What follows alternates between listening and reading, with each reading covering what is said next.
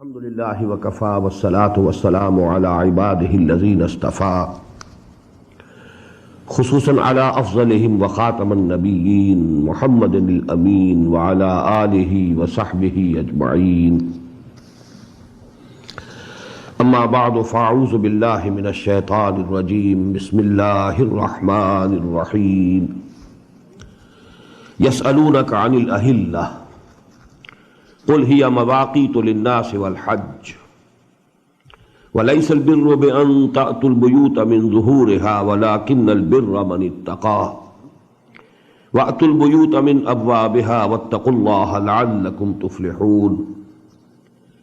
وقاتلوا في سبيل الله الذين يقاتلونكم ولا تعتدوا إن الله لا يحب المعتدين.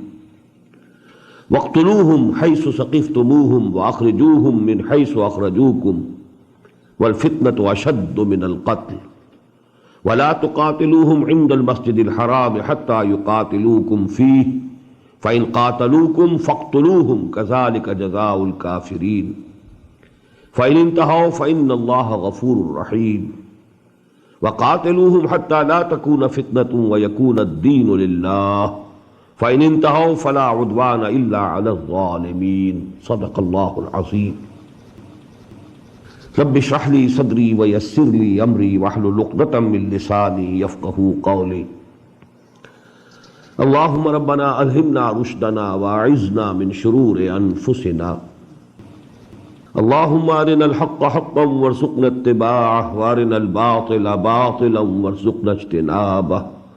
اللهم وفقنا لما تحب وترضى فتقبل منا فإنك خير المتقبلين. آمين يا رب العالمين. Dear brothers and sisters in Islam, Assalamu alaikum wa rahmatullahi wa barakatuh. Tonight we are proceeding with the 24th section of Surah Al-Baqarah. As I have told you more than one times, this Surah Al-Baqarah, which is the biggest and the greatest surah of the Quran, is divisible into two parts. First part comprising of 18 sections or 152 ayat, in which the main address was to the Bani Israel, to the former Muslim Ummah. The second part that started from the 19th section, and this will go on till the end of the surah.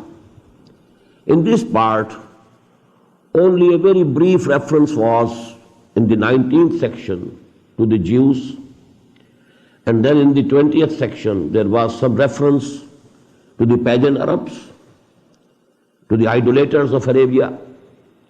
Rest of the whole surah is addressed now towards the Muslims, the Muslim Ummah.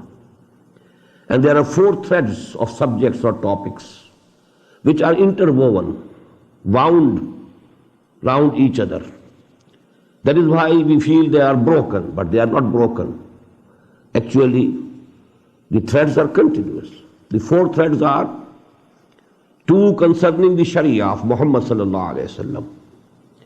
And here we'll find that the blueprint of the Sharia of Muhammad sallallahu alaihi wasallam, the divine law of Islam, that is prepared in this part of the surah. But the Sharia contains two parts.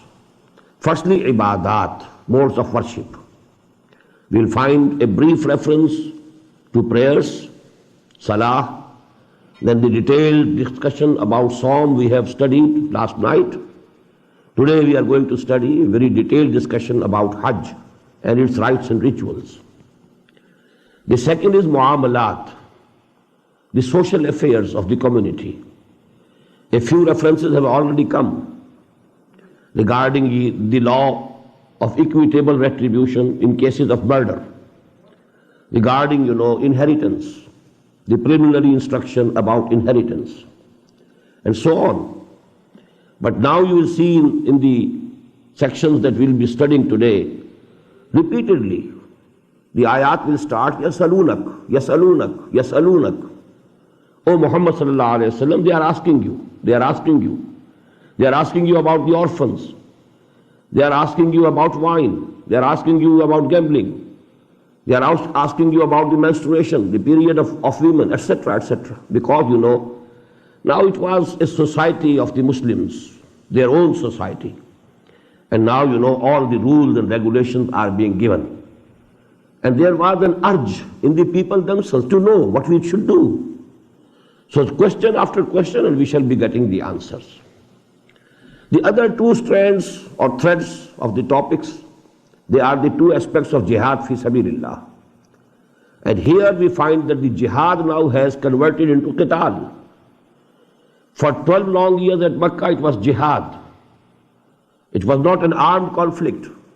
It was jihad bil Quran. وَجَاهِدْهُمْ بِهِ جِهَادًا كَبِيرًا.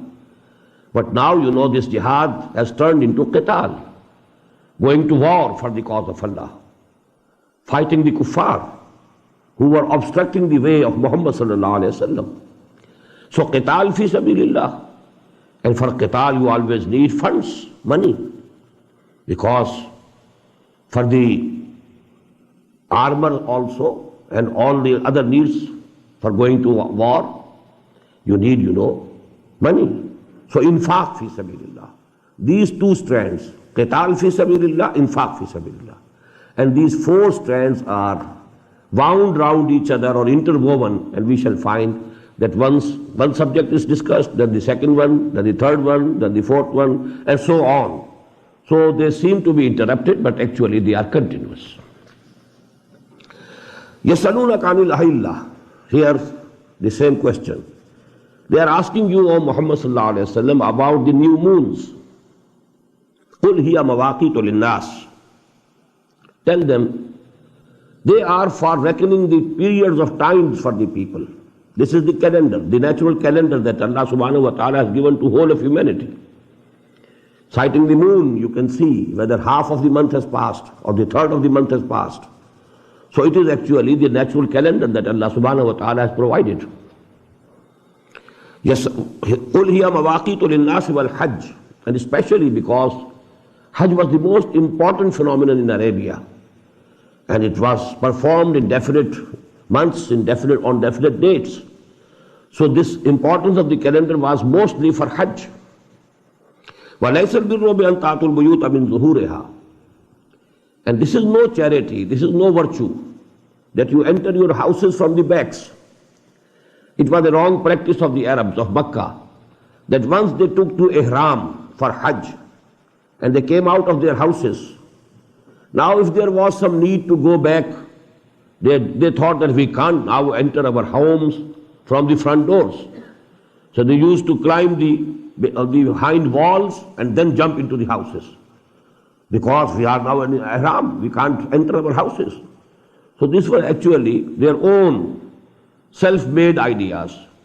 So Quran is telling us it has no basis. وَلَيْسَ الْبِرُّ بِأَنْ تَأْتُوا الْبُيُوتَ مِنْ ظُهُورِهَا. There is no virtue that you come to your houses from their backs. وَلَكِنَّ الْبِرَّ مَنِ التَّقْوَى.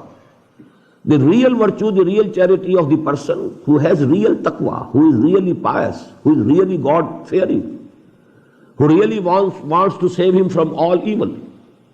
وَاتُوا الْبُيُوتَ مِنْ أَبْوَابِهَا. No harm if you have taken to ihram, but if there is need to return to your homes, you can enter your homes through the front doors. وَاتَّقُوا اللَّهَ لَعَلَّكُمْ تُفْلِحُونَ. But have taqwa of Allah, have regard of Allah subhanahu wa ta'ala, so that you can prosper. And now with the just mention in one ayah of Hajj, we find the discussion of qital fi sabilillah. What's the logical relationship? Hajj could be performed only at Makkah, and Makkah was under the control of the non-believers, the mushrikeen, the kuffar. So it had to be liberated. And for getting Makkah liberated from the clutches of the kuffar, Muslims had to go to war. There's no other way, no alternative, no possible method. That is why just mentioning Hajj, and then Allah subhanahu wa ta'ala switches towards qital fi sabilillah, and then detailed discussion about Hajj will follow. وَقَاتِلُوا فِي سَبِيلِ اللَّهِ الَّذِينَ يُقَاتِلُونَكُمْ. And go to war, fight those in the cause of Allah who are fighting you. وَلَا تَعْتَدُوا. But don't transgress the limits of decency, the limits of morality that must be kept. There are laws in Islam. You are not free to do whatever you like to do against your enemy. You can't kill the old people, the sick people, the women. You can't burn trees. You can't burn the fields, the harvest. No. So you have to observe the rules and regulations based on moral law. وَقَاتِلُوا فِي سَبِيلِ اللَّهِ الَّذِينَ يُقَاتِلُونَكُمْ. This is the first ayah mentioning and so prescribing qital fi sabilillah to the Muslims. وَلَا تَعْتَدُوا. But don't transgress the limits. إِنَّ اللَّهَ لَا يُحِبُّ الْمُعْتَدِينَ. Verily Allah doesn't like those who transgress the limits. وَاقْتُلُوهُمْ حَيْثُ ثَقِفْتُمُوهُمْ. Kill them wherever you find them. These are very strong words. Because actually, they had done all, persecution to the Muslims for at least 8 years. They had turned them out from Makkah. The Muslims had to leave Makkah. They had to leave their homes and hearts. They had to leave their families at the mercy of the wolves of Makkah. So actually, now the Muslims had every moral right to retaliate. Up till that time, they were stopped by Allah subhanahu wa ta'ala not to retaliate. That's a different issue. It's the wisdom of the revolutionary process of Muhammad sallallahu alaihi wasallam. But now that phase has started, so don't hesitate in killing. This is necessary.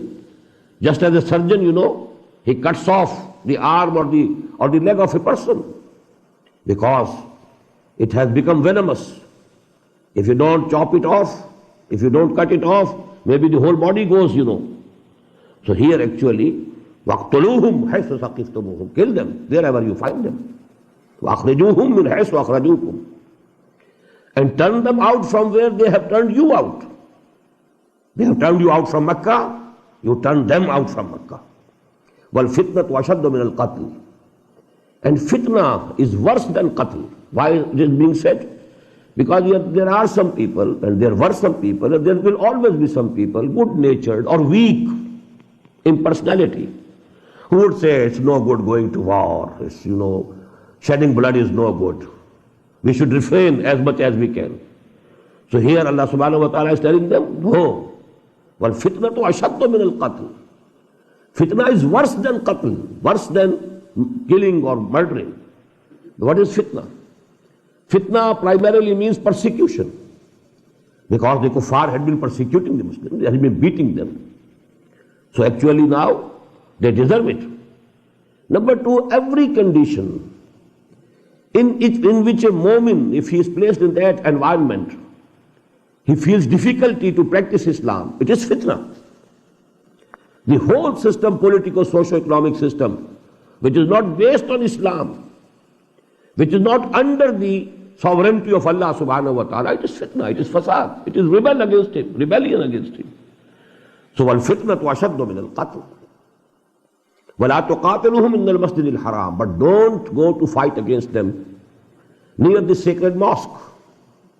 You have to keep the sanctity of Baitullah. حَتَّى يُقَاتِلُوكُمْ فِيهِ. Till that time that they go to war against you near that mosque. If they themselves injure the sanctity, now then you are also free to retaliate. فَإِنْ قَاتَلُوكُمْ. If they fight against you near the sacred mosque, فَاقْتُلُوهُمْ. Then kill them there also. كَذَلِكَ جَزَاءُ الْكَافِرِينَ. Such is the reward for these kuffar, for these unbelievers, for these who are opposing the deen of Allah and the messenger of Allah and his mission. فَإِنْ انْتَهَوْا.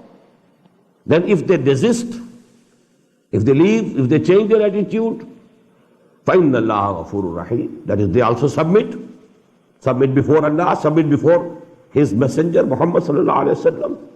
فَإِنَّ اللَّهَ غَفُورٌ رَحِيمٌ. So Allah is forgiving and merciful. وَقَاتِلُوهُمْ حَتَّى لَا تَكُونَ فِتْنَةٌ. Now when this phase of your struggle has started, continue this war. This war will be continuous. قَاتِلُوهُمْ حَتَّى لَا تَكُونَ فِتْنَةٌ. Till such time that all persecution ends, All fitna is finished. And what is the second meaning of fitna which I told you that is clear from this ayah? وَيَكُونَ الدِّينُ لِلَّهِ. What is the ending of this fitna? That the deen should become for Allah subhanahu wa ta'ala. The whole system of life should come under the deen of Allah, under the supremacy of the divine law. That is the fitna. Unless the whole social system is under the supremacy of divine law, it is under the sovereignty of Allah subhanahu wa ta'ala, the real sovereign of this universe. Till such time, although there might be peace, apparent peace, it's fitna, it is fasad, it is rebellion against Allah subhanahu wa ta'ala, as the duty of the faithful who believe in Allah and really believe in Allah, who really believe in His Sharia, that to establish the deen of Allah and to impose the rules and regulations of the deen of Allah, they have to go to war and they have to continue their battle, their war, till that fitna is finished and till the whole system, political, socio-economic system comes under divine law. وَقَاتِلُوهُمْ حَتَّى لَا تَكُونَ فِتْنَةٌ وَيَكُونَ الدِّينُ لِلَّهِ فَإِنِ انْتَهَوْا فَلَا عُدْوَانَ إِلَّا عَلَى الظَّالِمِينَ. And then if they desist, if they give up this opposition to the deen of Allah, then there should be no aggression against فَلَا عُدْوَانَ إِلَّا عَلَى الظَّالِمِينَ, except against the unjust, against the evildoers, against the criminals. But when they give up and they surrender, then there should be no transgression against them. Ash-shahrul haramu bi-shahril haram. The sacred month is for the sacred month. If they have injured the sanctity of the sacred month, just as the sacred mosque, now the sacred month, Ashharul Hurum, if they go to war against you in the sacred months, then you can also go to war against them. If they have violated the sanctity of the sacred months, well, nothing will stop you. You have to retaliate. Ashharul Haramu bi-sharil haram. Wal hurumatu qisas. There should be equitable retaliation in all such sacred matters. فَمَنِ اعْتَدَى عَلَيْكُمْ فَاعْتَدُوا عَلَيْهِ بِمِثْلِ مَا اعْتَدَى عَلَيْكُمْ. If somebody is committing aggression against you, you also be aggressive against them, just in the manner in which they were aggressive upon you. وَاتَّقُوا اللَّهَ وَاعْلَمُوا أَنَّ اللَّهَ مَعَ الْمُتَّقِينَ. But during all this process, never forget Allah. Always have Him in your mind and heart. Have His taqwa within your hearts. Regard Him. Think. You must always think that He is seeing you and you are responsible. You don't break any divine law. وَاتَّقُوا اللَّهَ وَاعْلَمُوا أَنَّ اللَّهَ مَعَ الْمُتَّقِينَ. And you must know and keep it in mind always that Allah subhanahu wa ta'ala is only with the muttaqeen. That is His help. That will be only if you have taqwa. If you don't have taqwa, you can't hope for His help. وَاعْلَمُوا أَنَّ اللَّهَ مَعَ الْمُتَّقِينَ. Even during war, as I told you, you are not free to do whatever you like. No. The moral law has to be kept in mind. All the divine injunctions regarding war and battle, they have also been kept to be mind. Now the second strand of jihad fi sabilillah, here it is mentioned in only one ayah, and then you will find, gradually. And in the end of this surah, there are two sections, full two sections, which are devoted to this. وَأَنْفِقُوا فِي سَبِيلِ اللَّهِ وَلَا تُلْقُوا بِأَيْدِيكُمْ إِلَى التَّهْلُكَةِ. For these battles, for this going to war, you need money, you need funds, you need arms, and arms need money. So along with your own lives and your bodies, you have to contribute your money, your wealth. وَأَنْفِقُوا فِي سَبِيلِ اللَّهِ. And expend in the cause of Allah, for the way of Allah. وَلَا تُلْقُوا بِأَيْدِيكُمْ إِلَى التَّهْلُكَةِ. And don't throw yourself with your own hands in disaster and ruination. If you are behaving miserly with the deen of Allah, what is it? You are actually throwing yourself in the fire of hell. So don't throw yourself to the ruination and disaster of the fire of hell. If you don't pay, if you don't contribute, if you don't spend for the cause of Allah, actually you are throwing yourself as if in the fire of hell. وَأَحْسِنُوا. And do good. Your Islam should be a beautiful Islam. Inna Allah yuhibbul muhsineen. Verily, Allah subhanahu wa ta'ala loves those who do good deeds. Now again, this was an interpolation. The subject of Hajj had started, but you know, in between these injunctions regarding going to war, very important. And now all the instructions about the manasik, about the rites and rituals of Hajj, they are coming. وَأَتِمُّ الْحَجَّ وَالْعُمْرَةَ لِلَّهِ.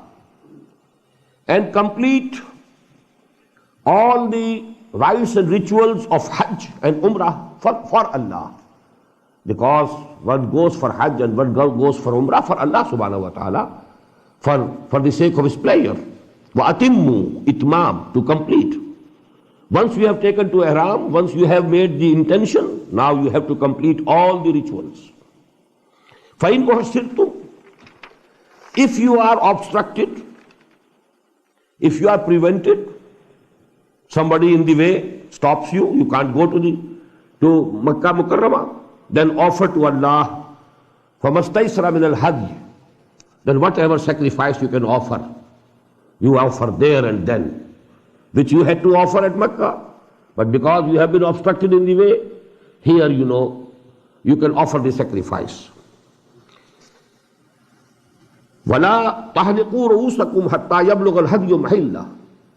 And don't shave your heads unless that sacrifice has reached its place. You have to send that sacrifice towards Makkah and wait till such time that you think that the sacrifice now could have reached Makkah. That's the place of that sacrifice. Now you can shave your heads, that is, now you can finish your ihram. فَمَنْ كَانَ مِنْكُمْ مَرِيضًا أَوْ بِهِ أَذًى مِنْ رَأْسِهِ. And then whosoever amongst you is ill or sick, and there is some ailment in his head that needs shaving, فَفِدْيَةٌ مِّن صِيَامٍ. So you have to do the redemption. That redemption can be done through keeping fasting or sadaqatin, giving alms, or nusuk, or another sacrifice. That is called dam jinaya, because you are contravening the law. Here you have to present a sacrifice additional. فَإِذَا أَمِنْتُمْ. And if you are in peace, now you have reached Makkah. فَمَنْ تَمَتَّعَ بِالْعُمْرَةِ إِلَى الْحَجِّ. So whosoever avails with performing Umrah before Hajj, فَمَسْتَيْسَرَ مِنَ الْحَجِّ. He should also again present an additional qurbani, an additional sacrifice for the pleasure of Allah subhanahu wa ta'ala. This is, according to Imam Abu Hanifa, this is Dam Shukr. Because before Islam, in one journey, only either Hajj could be performed or Umrah, not both.